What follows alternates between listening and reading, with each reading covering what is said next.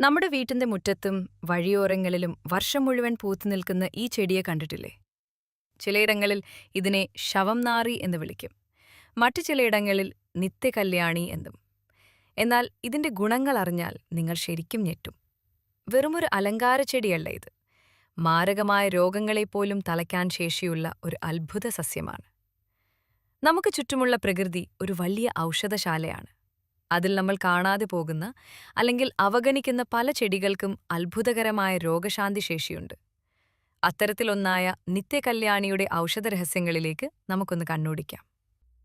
നമ്മളിൽ പലരും ശവക്കോട്ടകളിലെ ഒരു പാഴ്ചെടിയായി മാത്രം കണ്ട് അവഗണിച്ചു തള്ളുന്ന ഒന്നാണ് ഈ നിത്യകല്യാണി.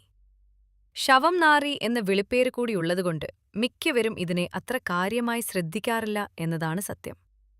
എന്നാൽ കേട്ടോളൂ, ലോകത്തെ ഞെട്ടിച്ച ആധുനിക വൈദ്യശാസ്ത്രം പോലും അതീവ അത്ഭുതത്തോടെയാണ് ഇന്ന് ഈ കൊച്ചു ചെടിയെ നോക്കിക്കാണുന്നത്. വൻകിട ലാബുകളിൽ പോലും കൃത്രിമമായി നിർമ്മിക്കാൻ പ്രയാസമുള്ള ചില അത്ഭുത മരുന്നുകൾ പ്രകൃതി ഈ കുഞ്ഞു ചെടിയിൽ ഒളിപ്പിച്ചു വെച്ചിട്ടുണ്ട്. മാരകമായ ബ്ലഡ് ക്യാൻസർ അഥവാ രക്താർബുദ ചികിത്സയിൽ ഇന്നും ലോകമെമ്പാടും ഡോക്ടർമാർ ആശ്രയിക്കുന്ന വിൻക്രിസ്റ്റൻ, വിൻബ്ലാസ്റ്റൻ എന്നീ മരുന്നുകൾ വേർതിരിച്ചെടുക്കുന്നത് നമ്മുടെ ഈ സാധാരണ നിത്യകല്യാണിയിൽ നിന്നാണ്. അലങ്കാരമായി നട്ടുവളർത്തുന്നതിനേക്കാൾ വലിയൊരു ജീവൻ രക്ഷാ ദൗത്യമാണ് ഈ ചെടി ഔഷധലോകത്ത് നിർവഹിച്ചുകൊണ്ടിരിക്കുന്നത്.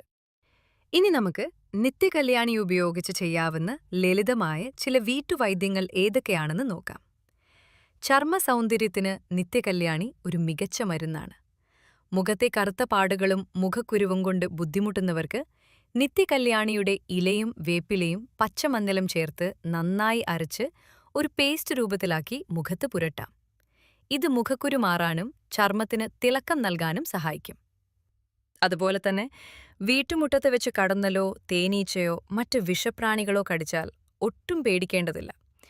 ഉടൻ തന്നെ കുറച്ച് നിത്യകല്യാണി ഇലകൾ കൈവെള്ളയിലിട്ട് തിരുമ്മി ആ നീര് കടിയേറ്റ ഭാഗത്ത് പുരട്ടുക. ഇതവിടുത്തെ വേദനയും നീറ്റലും കുറയ്ക്കുമെന്ന് മാത്രമല്ല, വീക്കം വരാതെ തടയുകയും ചെയ്യും. സത്യം പറഞ്ഞാൽ ഈ ചെറിയ വീഡിയോയിൽ പറഞ്ഞാൽ തീരുന്നതല്ല നിത്യകല്യാണിയുടെ മഹാത്മ്യം.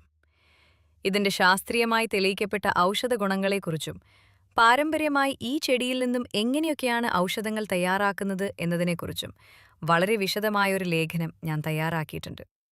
കൂടുതൽ വായിച്ചറിയാൻ താൽപ്പര്യമുള്ളവർക്കായി ആ ബ്ലോഗിന്റെ ലിങ്ക് ഞാൻ താഴെ ആദ്യ കമന്റിൽ നൽകിയിട്ടുണ്ട്. തീർച്ചയായും നിങ്ങളതൊന്ന് വായിച്ചു നോക്കണം.